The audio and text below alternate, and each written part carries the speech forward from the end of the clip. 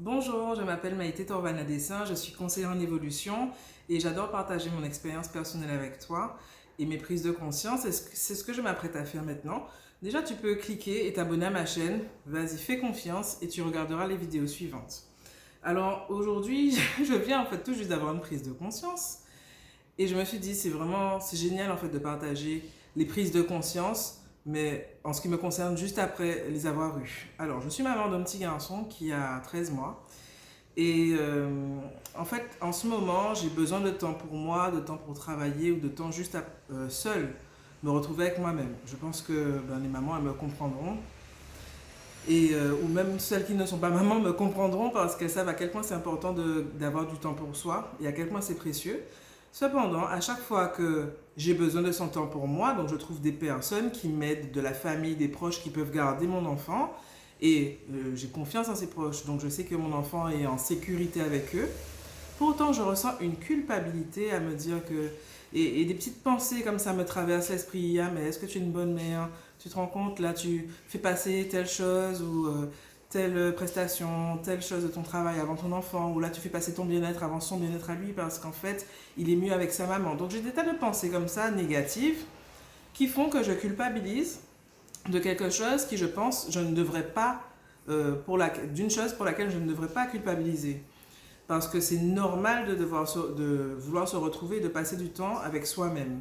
Et ça contribue à mon équilibre, qui ensuite ferait que moi, je me sentirai bien, et ce qui fera que mon enfant se sentira bien parce que je suis bien. Voilà. Et, et en fait, on a tous eu le Covid dans la famille au début de l'année. C'est d'ailleurs pour ça que j'ai pas posté de vidéo, et j'en suis désolée, mais je vais essayer de me rattraper, pas en fonctionnant non plus comme une malade. Je vais vous expliquer dans une autre vidéo pourquoi. Euh, je perds mon fil. Qu'est-ce que je voulais dire? Oui, voilà, on a eu tous le Covid au début de l'année. Et ça m'a vraiment obligé à ralentir le rythme. On a eu le Covid et mon fils est tombé malade après moi. C'est moi qui l'ai contaminé, je pense. Et c'est marrant, la semaine où je voulais m'accorder des congés, c'est la semaine où j'ai été malade et où... Enfin, moi, j'étais déjà malade depuis un moment, mais j'étais encore malade. Et lui, il est tombé malade cette semaine. Fièvre, etc. Donc, en plus, j'ai été testée positive, donc je ne pouvais même pas le laisser à l'assistante maternelle. Du coup, j'étais obligée de le garder parce que mon conjoint ne pouvait pas le garder. Donc, je me suis retrouvée finalement à le garder sur un temps que j'avais déjà prévu pour me reposer, dormir ou sortir ou voir peut-être des amis. Et ce temps-là est passé à la trappe. J'en étais très frustrée. Même si j'ai vécu de très bons moments avec mon fils, j'en étais très frustrée. Et là, qu'est-ce qui se passe? J'ai décalé cette semaine de congé dans le temps, donc je m'apprêtais à la prendre. Enfin, je m'apprête toujours à la prendre la semaine prochaine. Donc on est déjà au mois de février, à la fin du mois de février. Donc le Covid, on l'a contracté. Moi, j'ai contracté, c'était aux alentours du 12 janvier.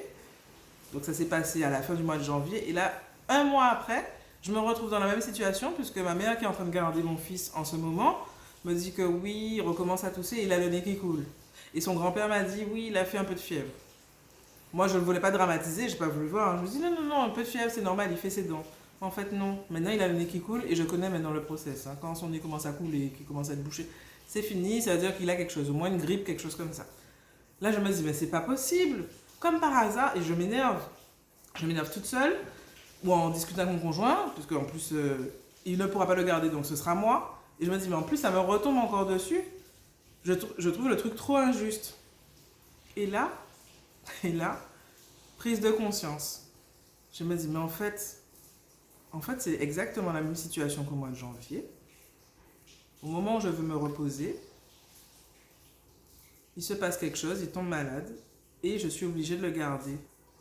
Mais c'est quoi ce truc? Qu'est-ce que je dois comprendre? Et là, je me dis, mais voilà, en fait, c'est moi. Ma culpabilité est tellement forte de ne pas, de me reposer sans lui, sans mon fils à mes côtés, sans m'occuper de lui.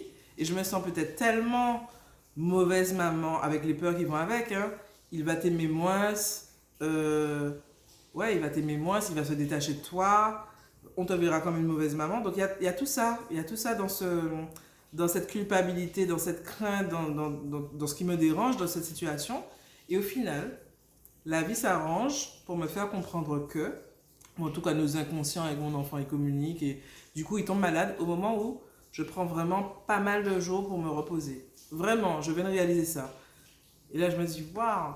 Et je me rends compte aussi, c'est pour ça que je fais la vidéo, vous allez voir l'importance de verbaliser et de commencer en fait à parler de nos ressentis et de s'en libérer. Et d'ailleurs, j'ai fait une vidéo sur la colère qui s'appelle Pleurer, c'est pour les faibles, et je vous invite à aller la voir. Et dans cette vidéo-là, j'explique l'importance de libérer les émotions et ce qui m'est arrivé quand je ne le faisais pas. Du coup, bref, pour revenir à nos moutons, l'importance d'élaborer. Pourquoi? Parce que pendant tous ces jours où je me suis sentie coupable, je ne l'ai pas gardé pour moi. Je l'ai dit, je l'ai partagé avec mes parents, je l'ai partagé avec mon conjoint. Et même s'ils avaient des paroles très apaisantes, très sages et qui me disaient non, c'est normal, tu culpabilises, mais non, tu as besoin de ce temps-là, on te voit, tu es crevé, etc. Malgré ça, alors ma culpabilité baissait sur un petit moment, mais elle revenait. Et là, tout à coup, tout est devenu limpide. Là, j'ai compris, arrête d'être coupable. Hein. En plus, moi, je culpabilise. Donc, j'ai l'impression que mon fils, il pense des choses que, en fait, moi, je pense. Je me dis, ah, mais regarde, là, il a l'air triste de partir, il est peut-être dégoûté. Non, mais en fait, je suis en train de faire un transfert sur lui, quoi. En fait, je projette mes propres craintes sur lui et je suis en train de dire que c'est lui qui pense ça, alors que pas du tout. Et le pire, c'est que quand j'appelle après pour savoir comment il va, il s'éclate. Il s'éclate, il est bien partout. Donc en fait, juste pour vous dire que ce qui m'a aussi aidé à prendre conscience, et je le pense vraiment, c'est que j'ai verbalisé et j'en ai parlé autour de moi. Je me suis entendu dire que je me sentais coupable. J'ai eu des retours de mes proches qui me disaient non, tu n'es pas coupable. C'est parce que c'est normal, beaucoup de mères se sentent coupables, mais il faut que tu lâches à ce niveau-là. Donc, parlez de vos ressentis avec des personnes bienveillantes. Ne gardez pas pour vous. Et le fait même d'en parler plusieurs fois comme ça, je pense que ça m'a aidé à mettre le doigt dessus aujourd'hui et de comprendre que c'est ma culpabilité qui fait que je me retrouve de nouveau dans cette situation. Je pense qu'il ne va pas durer parce que je viens de réaliser pourquoi cela se produisait. Donc voilà, c'est ce que je voulais partager avec vous. Verbalisez vos ressentis intérieurs. Même si vous pensez que vous êtes dans une situation, même si vous ressentez même de la honte, de la gêne, que vous ressentez de la colère, de la honte, de la gêne, même du mépris, il n'y a pas d'émotion négative dont on devrait avoir honte. Même de l'envie et de la jalousie, vous devriez, je pense, le verbaliser. En parler avec des personnes bienveillantes qui ne vont pas forcément vous juger. Ou alors, si vous sentez qu'il y aura un jugement, vous prévenez la personne. Écoute, j'ai envie de te parler de quelque chose, ça me gêne. Mais faites-le, c'est précieux, c'est important et c'est essentiel en fait pour grandir, passer au stade suivant et comprendre des choses et améliorer votre vie.